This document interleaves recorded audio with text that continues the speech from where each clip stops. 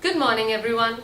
Today we will discuss about the BreadTalk Group, voted as the most popular brand by consumers and the winner for Design for Asia and Singapore Prestige Brand Award.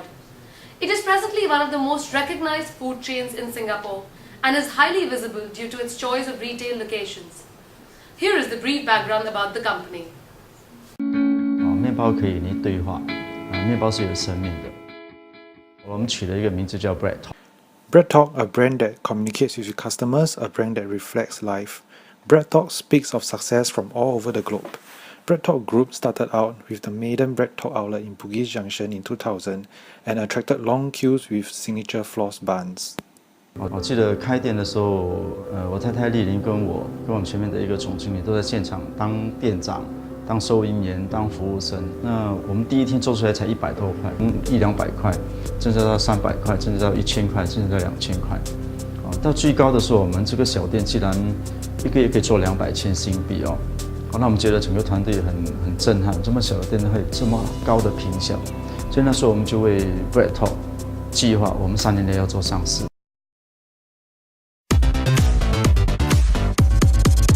松松面包从第一天推出呢，就很受到国人的爱戴哈，大概每10秒钟卖出一个松松面包。那到至今为止呢，我们大概的一个统计就是卖了5000万多个松松面包。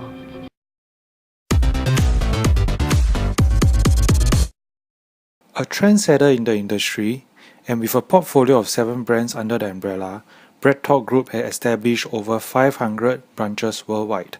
The signature toast box, a favorite among the Singaporeans, brings to you the taste of the famous Nanyang coffee and thick toast. Food Republic, one of the most delightful dining experiences, this is a perfect blend of hawker options and the luxury of restaurant dining, a must visit to get a flavor of the diverse tastes. The Icing Room, a creative experience you won't forget. Surprise your loved ones and give them a chance to design their very own fabulous cakes. Ramen Play, an upbeat, authentic Japanese restaurant with a theater kitchen for a lively experience. Din Tai Fung. BreadTalk Group runs this Michelin-starred winning chain that brings to customers an enjoyable dining experience in a modern setting. Carl's Jr. chain in China, a premier American hamburger joint being run by BreadTalk. BreadTalk's vision is to expand all over the globe. In Southeast Asia, BreadTalk is successful and growing in 7 countries. In mainland China, their bakery outlets are found in 46 cities. They are also set to enter and explore challenging markets such as India. Supported by a global staff of 6,000, BreadTalk manages over 500 F&B outlets. BreadTalk has achieved a lot in the last 12 years, from winning numerous awards to becoming a household name in Singapore. In just 2 years of operations, it expanded from 1 outlet to 20 outlets in Singapore. And with its success in the home turf, it didn't shy away from going overseas. Within the 7th year of operations, BreadTalk was celebrating its 100th store opening in Shanghai. Now let's take a look at what the industry analysts have to say.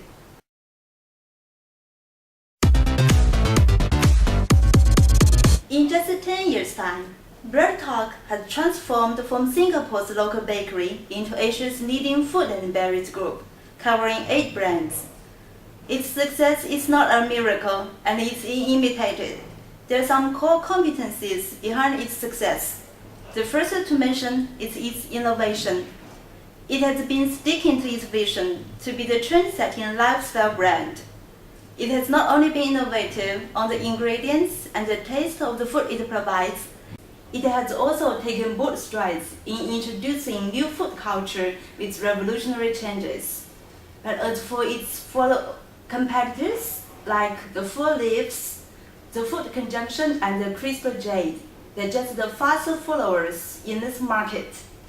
In addition, BreadTalk has a very special marketing positioning. It targets and the premium consumers in this market. For example, among the bakery industry, BreadTalk and Bread Society are the top brands.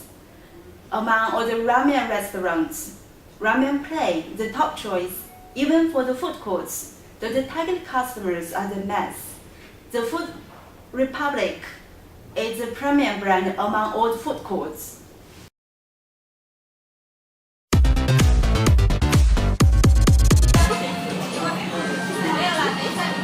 Hi, this is Jack reporting from Din Tai Fung. This is the high-end Michelin star restaurant in Bread Talk portfolio.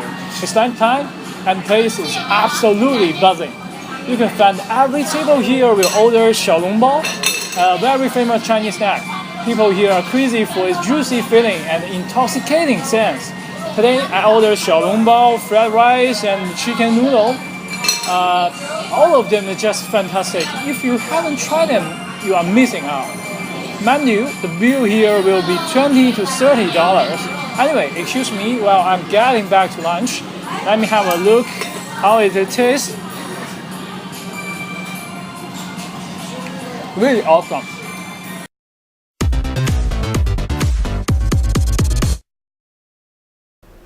Bread Talk faces challenges that are fairly typical of the food and beverage industry. Their raw material suppliers generally have extremely high bargaining power, basically due to global commodity pricing. In Singapore, rental suppliers also have pretty high bargaining power, especially in the prime areas that Bread Talk targets.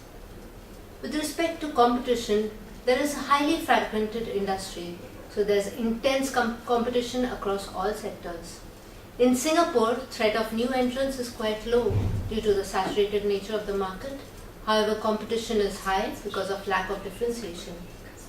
In emerging countries, especially in India and China, competition from domestic and foreign players is again very high. This is because of low entry barriers and availability of plenty of substitutes based on local tastes.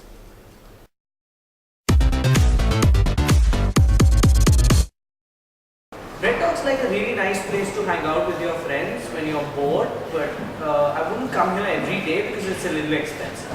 I don't favorite Bread Talk as such. I would go to any place where I can grab a quick bite. I'm like the loyal customer of Bread Talk. It reminds me of my childhood. It's really amazing. I like to come to Bread Talk because there are always new products and they have something new to try.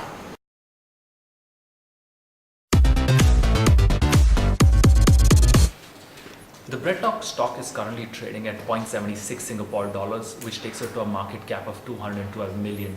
That's a PE ratio of 18. What's good about the Bread Talk stock?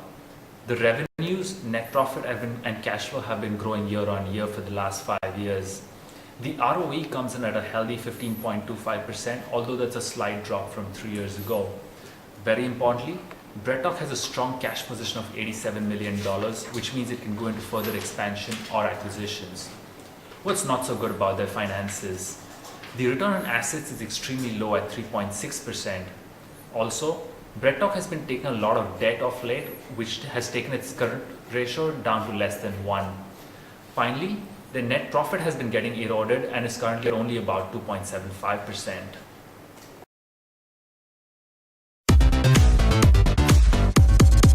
When the first time I stepped into a Bread Talk store in Shanghai as a typical Belgian, I was totally attracted by its cozy and clean environment, shining decoration, and different kinds of little cute creature on face. Yes, it looks they were talking to me. Eat me, eat me. Look at these beautiful little things. Young tomato, rolled hog, and the most famous flours. All of them are from the consistent innovation of chefs. How about taste? Let me have a try. Yes, when you feel the little flours touching your tongue, you can feel that life turns to beautiful again.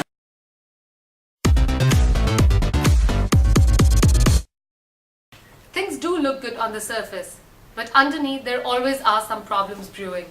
With over half of Bread Talk's revenue coming from Singapore, one of the main challenges that the enterprise faces today is the saturated level of the Singapore market.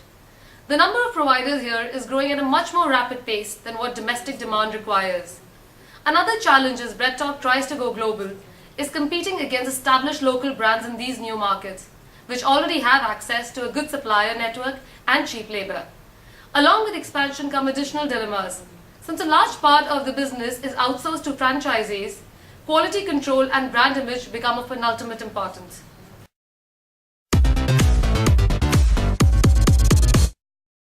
There's two clear challenges that come out of the Bread Talk financials.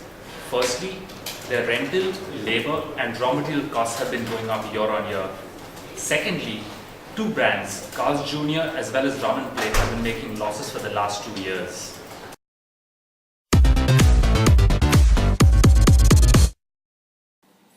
Hi, I am here today to make some recommendations. In response to the saturated market in Singapore and Hong Kong, BreadTalk have took the correct approach in venturing to developing markets, especially China and India. But these two markets have its own problem. In India, expansion have fallen behind expectation. There are only 8 outlets, short of the projected 40 outlets. BreadTalk could seek a stronger partner in India, like Lavazza.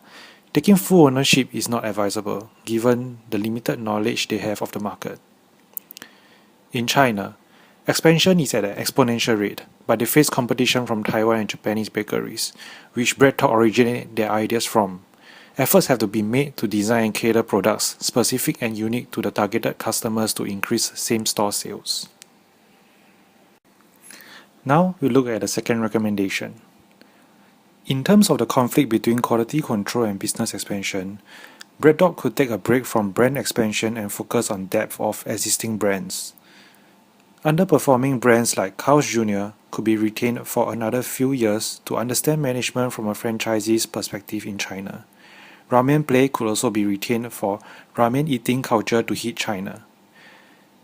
In managing franchises, BreadTalk should stop buying out profitable franchisees.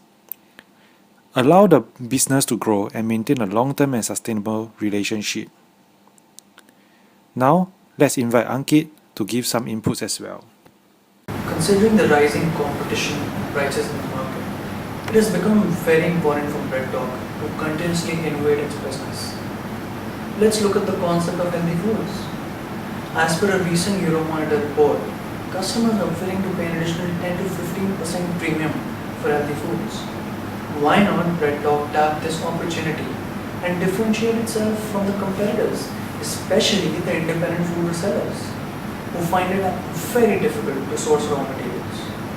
Secondly, look at the concept of biodegradable packaging. This will just help BreadTalk associate its brand image with an environment-friendly brand.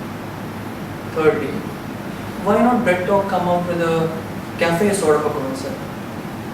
A pilot French cafe sort of a concept would help BreadTalk use this opportunity to not only use its existing offerings, but also provide them with a business opportunity to extend their offerings to the customers.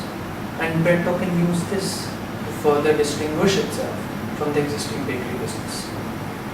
Considering the rising revenues, BreadTalk can use these certain opportunities to increase their profits and certainly grow faster than their competitors.